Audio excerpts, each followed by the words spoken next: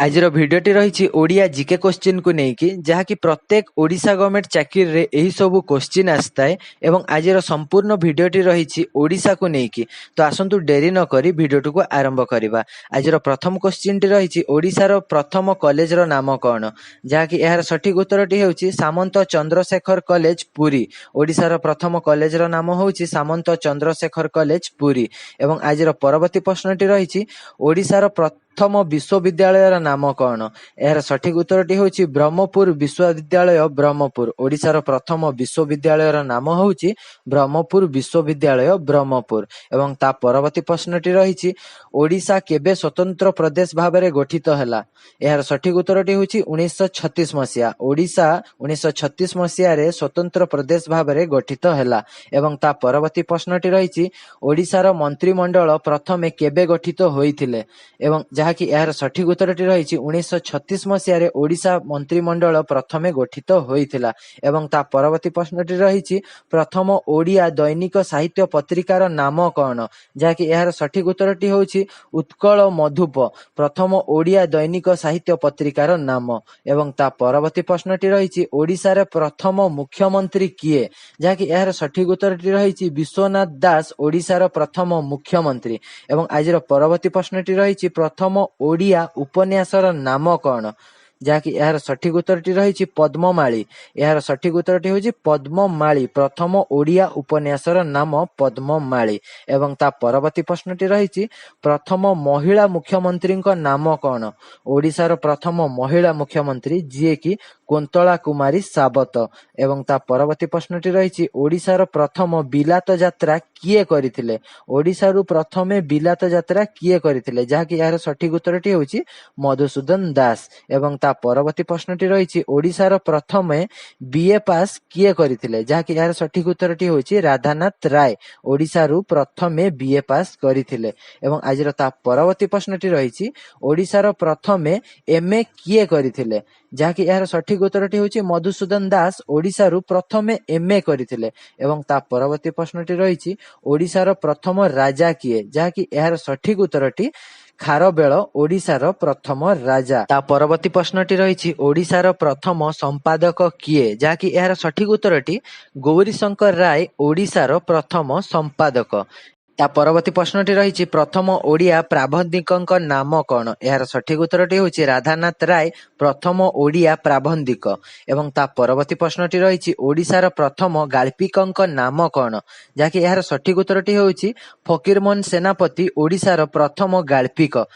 एवं ता परवर्ती प्रश्नटी रही ओडिशार प्रथम ओडिया कविंक नाम कौन, जहाँकि यार सठिक उत्तरटी रही सारला दास ओडिशार प्रथम ओडिया कवि। एवं ता परवर्ती प्रश्नटी रही ओडिशार प्रथम औपन्यासिक नाम कौन, जहाँकि यार सठिक उत्तरटी रामशंकर राय ओडिशार प्रथम औपन्यासिक। एवं ता परवर्ती प्रश्नटी रही प्रथम ओडिया ओलंपिक खेलाड़ी किए, प्रथम ओडिया ओलंपिक खेलाड़ी किए, जहाँकि यार सठिक उत्तरटी दिलीप तिर्की प्रथम ओडिया ओलंपिक खेलाड़ी। एवं ता परवर्ती प्रश्नटी रही प्रथम ओडिया एमबीबीएस किए करथिले, जहाँकि यार सठिक उत्तरटी होची डॉक्टर सुरेंद्र नारायण आचार्य प्रथम ओडिया एमबीबीएस करथिले। जहाँकि ता परवर्ती प्रश्नटी रही प्रथम ओडिया इंजीनियरिंग ग्रेजुएट र नाम कौन, जहाँकि यार सठिक उत्तरटी होची माधव चंद्र पट्टनायक, जे कि ओडिशारू प्रथम ओडिया इंजीनियरिंग ग्रेजुएट।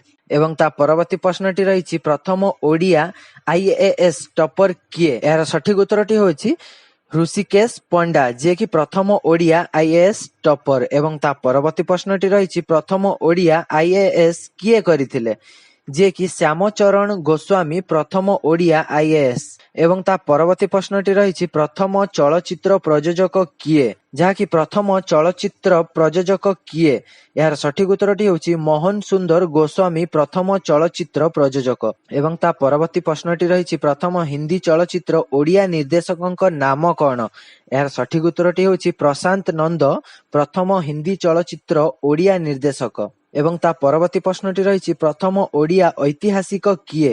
ଯାହାକି ଏହାର ସଠିକ ଉତ୍ତରଟି ହେଉଛି ପ୍ୟାରୀମୋହନ ଆଚାର୍ଯ୍ୟ ପ୍ରଥମ ଓଡ଼ିଆ ଐତିହାସିକ। ଏବଂ ତା ପରବର୍ତ୍ତୀ ପ୍ରଶ୍ନଟି ରହିଛି ପ୍ରଥମ ଓଡ଼ିଆ ଆନ୍ତର୍ଜାତିକ କ୍ରିକେଟ ଖେଳାଳିଙ୍କ ନାମ କ'ଣ? ଏହାର ସଠିକ ଉତ୍ତରଟି ହେଉଛି ଦେବାଶିଷ ମହାନ୍ତି ପ୍ରଥମ ଓଡ଼ିଆ ଆନ୍ତର୍ଜାତିକ କ୍ରିକେଟ ଖେଳାଳି। ଏବଂ ତା ପରବର୍ତ୍ତୀ ପ୍ରଶ୍ନଟି ରହିଛି ପ୍ରଥମ ମହିଳା କଲେଜର ନାମ କ'ଣ? ଓଡ଼ିଶାର ପ୍ରଥମ ମହିଳା କଲେଜର ନାମ କ'ଣ? ଏହାର ସଠିକ ଉତ୍ତରଟି ହେଉଛି ଶୈଳବାଳା ମହିଳା କଲେଜ, ଯାହାକି ପ୍ରଥମ ମହିଳା କଲେଜ। ତା ପରବର୍ତ୍ତୀ ପ୍ରଶ୍ନଟି ରହିଛି ପ୍ରଥମ ଓଡ଼ିଆ ବୋଲର ଯିଏକି ଆନ୍ତର୍ଜାତୀୟ ସ୍ତରରେ ଖେଳିଥିଲେ।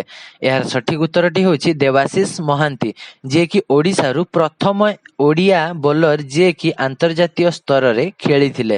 ଏବଂ ତା ପରବର୍ତ୍ତୀ ପ୍ରଶ୍ନଟି ରହିଛି ପ୍ରଥମ ଆକାଶବାଣୀ କେନ୍ଦ୍ରର ନାମ କ'ଣ? ଯାହାକି କଟକ ହେଉଛି ଓଡ଼ିଶାର ପ୍ରଥମ ଆକାଶବାଣୀ କେନ୍ଦ୍ର। ଏବଂ ତା ପରବର୍ତ୍ତୀ ପ୍ରଶ୍ନଟି ରହିଛି ପ୍ରଥମ ଦୂରଦର୍ଶନ କେନ୍ଦ୍ରର ନାମ କ'ଣ? ଯାହାକି ଏହାର ସଠିକ ଉତ୍ତରଟି ହେଉଛି ସମ୍ବଲପୁର। ଓଡ଼ିଶାର ପ୍ରଥମ ଦୂରଦର୍ଶନ କେନ୍ଦ୍ରର ନାମ ହେଉଛି ସମ୍ବଲପୁର। ଏବଂ ତା ପରବର୍ତ୍ତୀ ପ୍ରଶ୍ନଟି ରହିଛି ପ୍ରଥମ ଦୂରଦର୍ଶନ କେନ୍ଦ୍ର କେଉଁ ଜିଲ୍ଲାରେ ହୋଇଥିଲା? ଯାହାକି ଏହାର ସଠିକ ଉତ୍ତରଟି ହେଉଛି ସମ୍ବଲପୁର। ପ୍ରଥମ ଦୂରଦର୍ଶନ କେନ୍ଦ୍ର ସମ୍ବଲପୁର ଜିଲ୍ଲାରେ ହୋଇଥିଲା। ଏବଂ ତା ପରବର୍ତ୍ତୀ ପ୍ରଶ୍ନଟି ରହିଛି ପ୍ରଥମେ ଅଡିଓ ଫିଲ୍ମର ନାମ କ'ଣ? ପ୍ରଥମ ଓଡ଼ିଆ ଫିଲ୍ମର ନାମ କ'ଣ? ଯାହାକି ବାହିନୀ। ପ୍ରଥମ ଓଡ଼ିଆ ଫିଲ୍ମର ନାମ ହେଉଛି ବାହିନୀ। ତା ପରବର୍ତ୍ତୀ ପ୍ରଶ୍ନଟି ରହିଛି ଓଡ଼ିଶାର ପ୍ରଥମ କାଗଜ କଳ କେଉଁଠାରେ ପ୍ରତିଷ୍ଠା ହୋଇଥିଲା? ଏବଂ ଏହାର ସଠିକ ଉତ୍ତରଟି ହେଉଛି ବ୍ରଜରାଜ ନଗର। ଓଡ଼ିଶାର ପ୍ରଥମ କାଗଜ କଳ ବ୍ରଜରାଜ ନଗର ଠାରେ ପ୍ରତିଷ୍ଠା ହୋଇଥିଲା। ଏବଂ ତା ପରବର୍ତ୍ତୀ ପ୍ରଶ୍ନଟି ରହିଛି ଓଡ଼ିଶାର ପ୍ରଥମ ବନ୍ଦର କେଉଁଠାରେ ତିଆରି ହୋଇଥିଲା? ଯାହାକି ଏହାର ସଠିକ ଉତ୍ତରଟି ହେଉଛି ଚାନ୍ଦବାଲି ଓଡ଼ିଶାର ପ୍ରଥମ ବନ୍ଦର। ଏବଂ ତା ପରବର୍ତ୍ତୀ ପ୍ରଶ୍ନଟି ରହିଛି ପ୍ରଥମ ସିଧା ପ୍ରସାରଣ ପର୍ବର ନାମ କ'ଣ? ଏହାର ସଠିକ ଉତ୍ତରଟି ହେଉଛି ଯାହାକି ରଥଯାତ୍ରା ପ୍ରଥମ ସିଧା ପ୍ରସାରଣ ପର୍ବ ଆମ ଓଡ଼ିଶାରୁ। ଏବଂ ତା ପରବର୍ତ୍ତୀ ପ୍ରଶ୍ନଟି ରହିଛି ଓଡ଼ିଶାର ପ୍ରଥମ କ୍ରିକେଟ ଅମ୍ପାୟାରଙ୍କ ନାମ କ'ଣ? ଏବଂ ଯାହାକି ଏହାର ସଠିକ ଉତ୍ତରଟି ହେଉଛି ସୁବ୍ରତ ଦାସ, ଓଡ଼ିଶାର ପ୍ରଥମ କ୍ରିକେଟ ଅମ୍ପାୟାର। ଏବଂ ତା ପରବର୍ତ୍ତୀ ପ୍ରଶ୍ନଟି ରହିଛି ପ୍ରଥମ ଓଡ଼ିଆ କାବ୍ୟର ନାମ କ'ଣ? ଏହାର ସଠିକ ଉତ୍ତରଟି ରହିଛି ମହାଭାରତ। ପ୍ରଥମ ଓଡ଼ିଆ କାବ୍ୟର ନାମ ହେଉଛି ମହାଭାରତ। ତା ପରବର୍ତ୍ତୀ ପ୍ରଶ୍ନଟି ରହିଛି ପ୍ରଥମ ଓଡ଼ିଆ ସମ୍ବାଦପତ୍ରର ନାମ କ'ଣ? ଯାହାକି ଉତ୍କଳ ଦୀପିକା ହେଉଛି ପ୍ରଥମ ଓଡ଼ିଆ ସମ୍ବାଦପତ୍ରର ନାମ। ଏବଂ ତା ପରବର୍ତ୍ତୀ ପ୍ରଶ୍ନଟି ରହିଛି ପ୍ରଥମ ରଙ୍ଗୀନ ଚଳଚ୍ଚିତ୍ରର ନାମ କ'ଣ? ଯାହାକି ଏହାର ସଠିକ ଉତ୍ତରଟି ରହିଛି ଗପ ହେଲେ ବି ସତ ଆମ ଓଡ଼ିଶାର ପ୍ରଥମ ରଙ୍ଗୀନ ଚଳଚ୍ଚିତ୍ର। ଏବଂ ତା ପରବର୍ତ୍ତୀ ପ୍ରଶ୍ନଟି ରହିଛି ପ୍ରଥମ ଓଡ଼ିଆ ଚଳଚ୍ଚିତ୍ରର ନାମ କ'ଣ? ଓଡ଼ିଶାର ପ୍ରଥମ ଓଡ଼ିଆ ଚଳଚ୍ଚିତ୍ର, ଯାହାକି ସୀତା ବିବାହ ଓଡ଼ିଶାର ପ୍ରଥମ ଚଳଚ୍ଚିତ୍ର। ଏବଂ ତା ପରବର୍ତ୍ତୀ ପ୍ରଶ୍ନଟି ରହିଛି ପ୍ରଥମ ଛାପାଖାନାର ନାମ କ'ଣ? ଓଡ଼ିଶାର ପ୍ରଥମ ଛାପାଖାନା, ଯାହାକି ଉତ୍କଳ ପ୍ରିଣ୍ଟିଂ ପ୍ରେସ ହେଉଛି ଓଡ଼ିଶାର ପ୍ରଥମ ଛାପାଖାନା। ଏବଂ ତା ପରବର୍ତ୍ତୀ ପ୍ରଶ୍ନଟି ରହିଛି ପ୍ରଥମ ସ୍କୁଲ କେଉଁ ଜିଲ୍ଲାରେ ତିଆରି ହୋଇଥିଲା? ଯାହାକି ଓଡ଼ିଶାର ପ୍ରଥମ ସ୍କୁଲ କେଉଁ ଜିଲ୍ଲାରେ ତିଆରି ହୋଇଥିଲା? ଏହାର ସଠିକ ଉତ୍ତରଟି ହେଉଛି କଟକ। ଓଡ଼ିଶାର ପ୍ରଥମ ସ୍କୁଲ କଟକ ଜିଲ୍ଲାରେ ତିଆରି ହୋଇଥିଲା।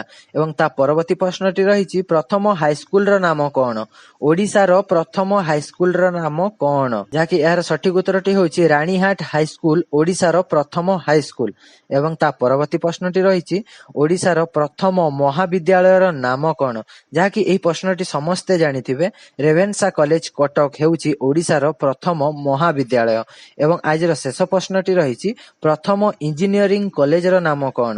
ଯାହାକି ଏହାର ସଠିକ ଉତ୍ତରଟି ରହିଛି କଟକ ଇଞ୍ଜିନିୟରିଂ କଲେଜ କଟକ, ଓଡ଼ିଶାର ପ୍ରଥମ ଇଞ୍ଜିନିୟରିଂ କଲେଜ।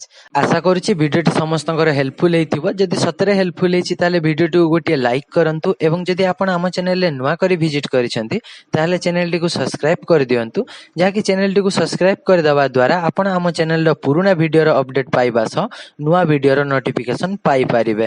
ଭିଡ଼ିଓଟିକୁ ପୁରା ଦେଖିଥିବାରୁ ଧନ୍ୟବାଦ। ପୁଣି ଦେଖା ହେବା ନେକ୍ସଟ ଭିଡ଼ିଓରେ।